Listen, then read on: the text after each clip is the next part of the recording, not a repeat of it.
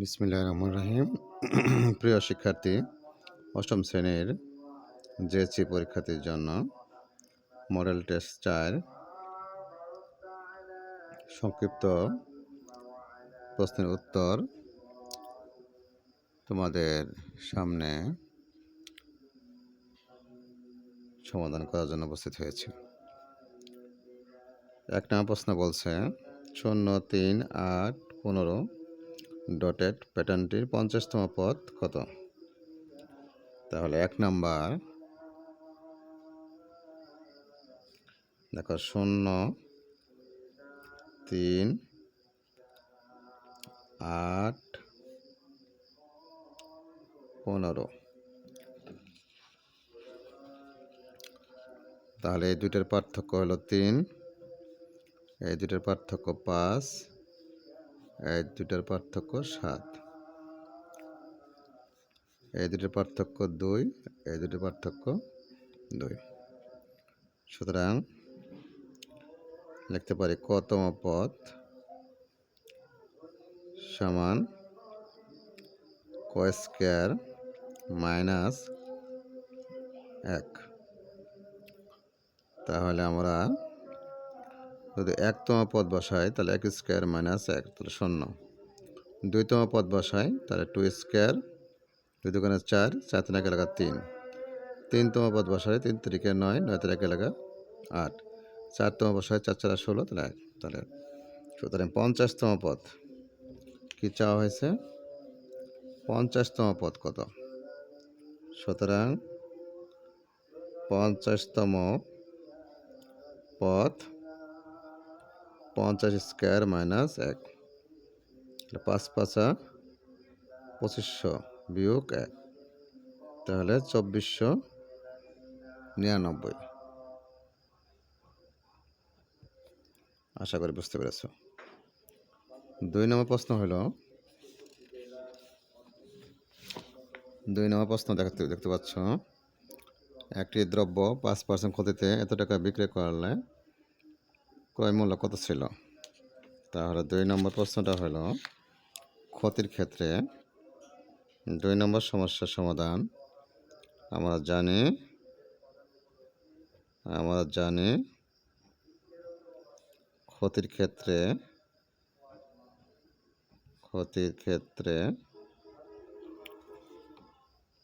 S সমান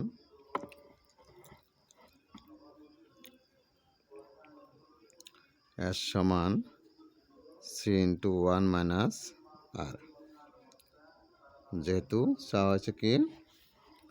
চাওয়া হয়েছে ক্রয় মূল্য কত, তাহলে ক্রয় মূল্য চাওয়া হয়েছে, তাহলে সি চাওয়া হয়েছে। এসটার বিক্রয় মূল্য, সিটা ক্রয় মূল্য, আর এটা হলো লাভ ক্ষতির হার।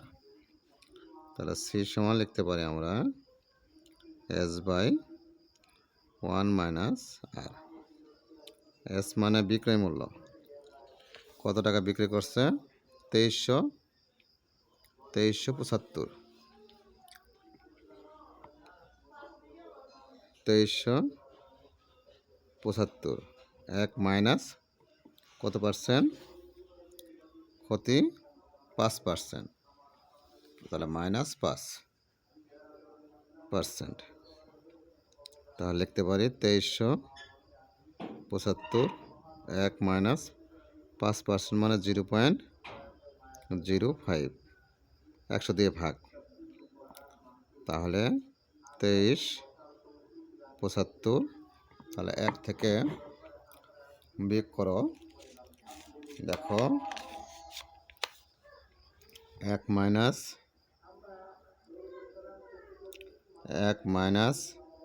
0.05, 0.95, তাহলে ভাগ করো 2375 ভাগ 0.95, 2500 টাকা। 2500 টাকা উত্তর 2500 টাকা। আকারটা উত্তর তোমরা দিতে পারো।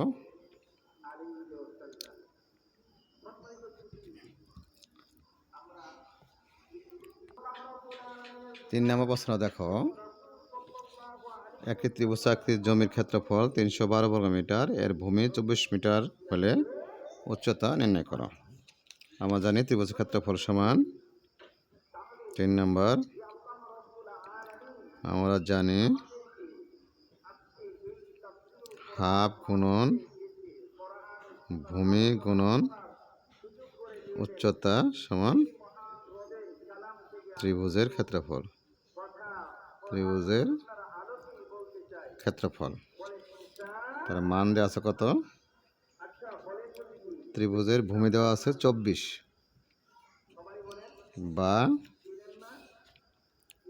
বা হাফ গুণন 24 গুণন উচ্চতা সমান ত্রিভুজের ক্ষেত্রফল দেওয়া আছে 312।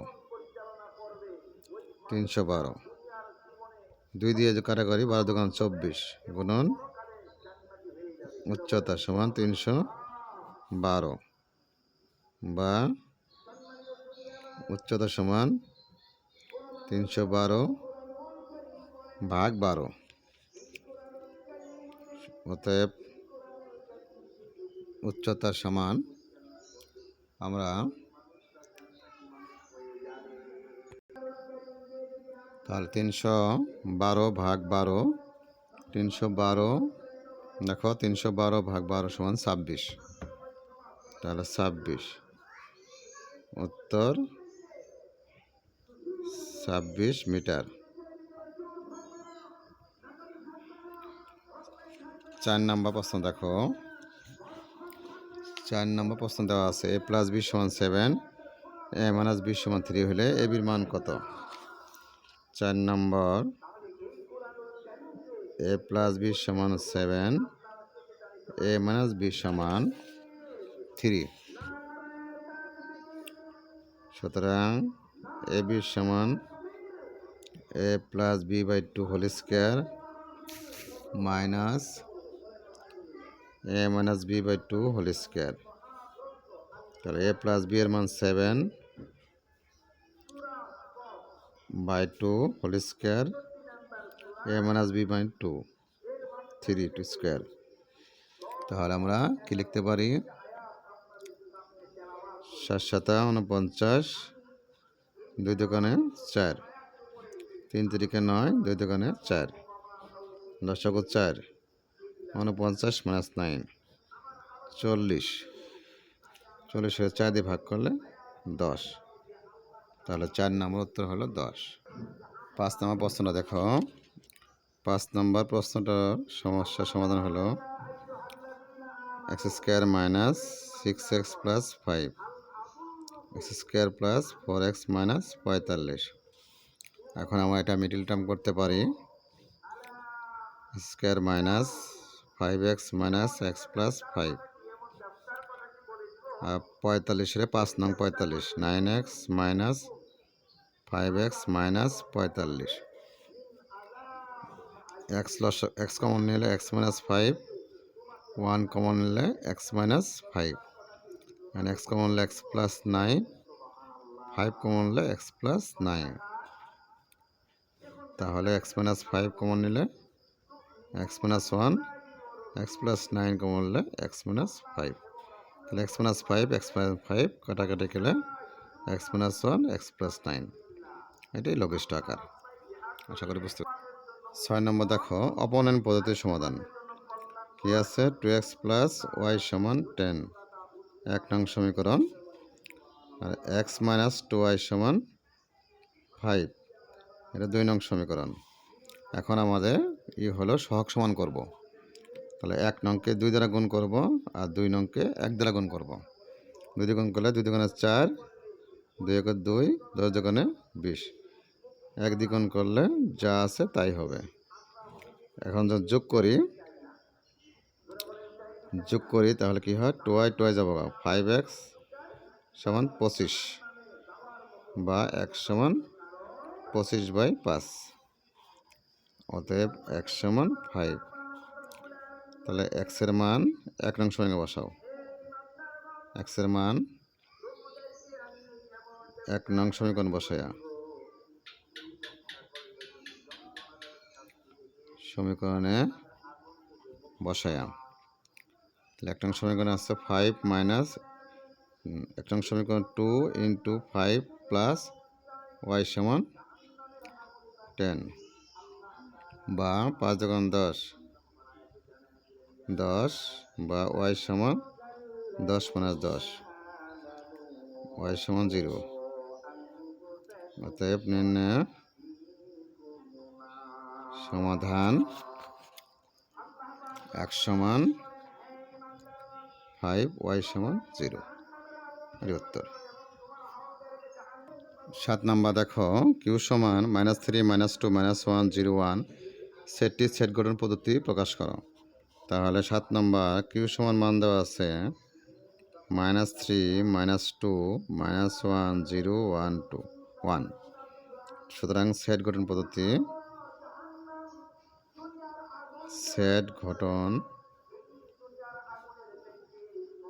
পদ্ধতি সমান, দেখো এটা পূর্ণ সংখ্যা, প্লাস মাইনাস থাকলে শূন্য সহ প্লাস মাইনাস থাকলে পূর্ণ সংখ্যা, তাহলে পূর্ণ সংখ্যা লিখতে পারি এক্স যেন জেড,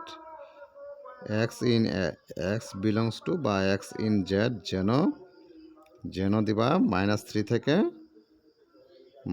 থেকে 1 পর্যন্ত। এটাই হলো সেটগুণ পদ্ধতি। 8 নাম্বার প্রশ্ন দেখো বর্গ রম্বসের মধ্যে পার্থক্য লেখো। তাহলে তোমরা এটি লিখতে পারো, এটা ঘর করতে পারো ইচ্ছা করলে। এটা বর্গ রম্বস, বর্গ লিখতে পারো। 1 নাম্বার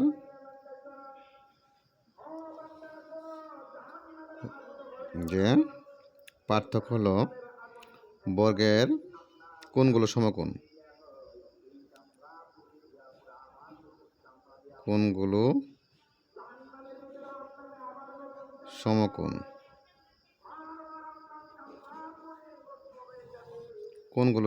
না, কোণগুলো সমকোণ নয়। তারপর লিখতে পারো বর্গের কর্ণ সমান, বর্গের কর্ণদ্বয় সমান, রম্বসের কর্ণদ্বয় সমান নয়, রম্বসের কর্ণদ্বয় সমান নয়। তারপর লিখতে পারো বর্গের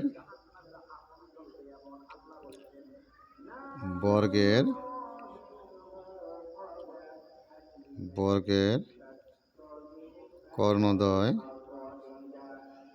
পরস্পরকে সমকোণে সমদ্বিখণ্ডিত করে না, সমকোণে সমদ্বিখণ্ডিত করে না। রম্বসের কর্ণদ্বয়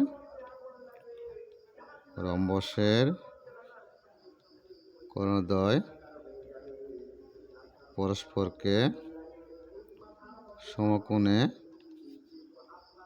সমদ্বিখণ্ডিত করে। আশা করি বুঝতে পারছো। 9 নম্বর প্রশ্ন দেখো কোনো উপাত্তের সর্বনিম্ন মান 63, সর্বোচ্চ মান এত হলে শ্রেণী ব্যাপ্তি 5 হলে শ্রেণীর সংখ্যা নির্ণয় করো। প্রথমে আমরা পরিসর নির্ণয় করব। পরিসর সমান সর্বোচ্চ মান বিয়োগ সর্বনিম্ন মান যোগ 1। সর্বোচ্চ মান দেওয়া আছে 88, সর্বনিম্ন মান 63 যোগ 1। তাহলে আমরা 88 মাইনাস 63 যোগ 1 26। তাহলে শ্রেণীর সংখ্যা হলো পরিসর বাই শ্রেণীব্যাপ্তি। পরিসর 26, শ্রেণীব্যাপ্তি 5, ভাগ করলে 26-এর 5 দিয়ে ভাগ করো 5.2,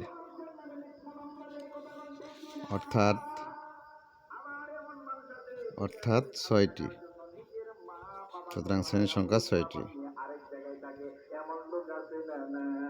শ্রেণীর সংখ্যা 6টি।